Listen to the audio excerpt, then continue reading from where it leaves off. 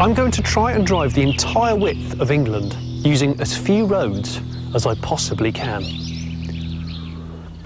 Why? Because I reckon it's possible to drive coast to coast, avoiding boring motorways and A roads entirely. Starting here in St Bees in Cumbria, I'm going to travel to Robin Hood's Bay near Whitby, sticking to green lanes as much as possible, the unpaved tracks that you're legally allowed to drive along. This epic 2-day, 150-mile challenge will take me on the remotest driving terrain that England has to offer. Naturally, I'll be doing it in something brand new and four-wheel drive, but not what you might class as cutting edge. I'll be doing it in a Lada. A brand new Niva, to be precise, with a bomb-proof reputation. They've been making these in Russia since the late 70s, but haven't been sold in the UK since 1997, until now. It's actually quite nippy. Little 1.7, 80 horses. A specialist importer will sell you a new one today for just 11 grand. This trip will be a stern test and help me decide if the Niva's a cut-price hero or a useless old relic. There's a hole in the dash which is the same shape as a radio, but it's not a radio, it's a hole. The challenge began with an immediate test of my off-roading skills. I'm never going to get round there. Already, I'm holding up road users. The Lada's 0 to 60 time is suitably Cold War, taking nearly 18 seconds. But that's no issue. On unsurfaced routes like this, the recommended speed limit is 12 miles an hour. This is public highway, just not the sort of public highway that most people use during an average day. This is great. There's some hill walkers there that are looking a little bit surprised. Oh, there's some big ruts.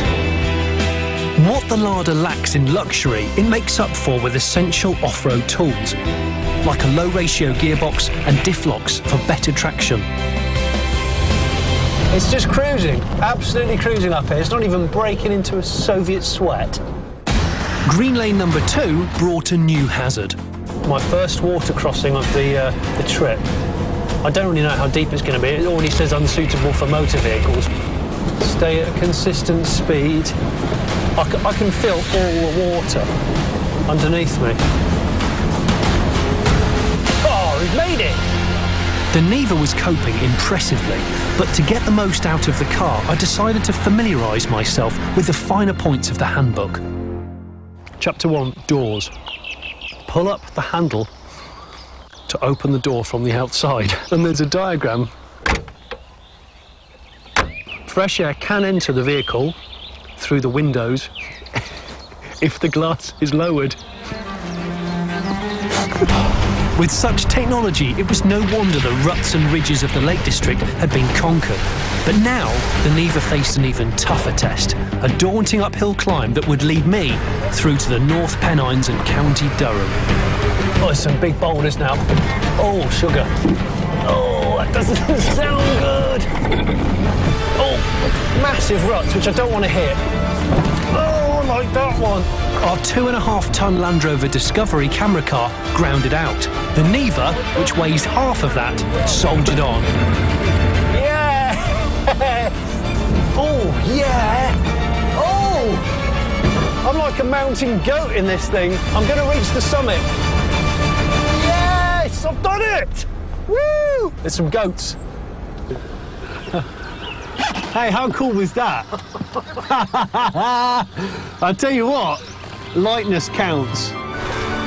Day 1 was complete. Day 2 began with a problem. That's quite large, isn't it? Fortunately, 2 members of the Green Laning Association came to my rescue. Crikey, is that a knife? I think I'm going to walk this way.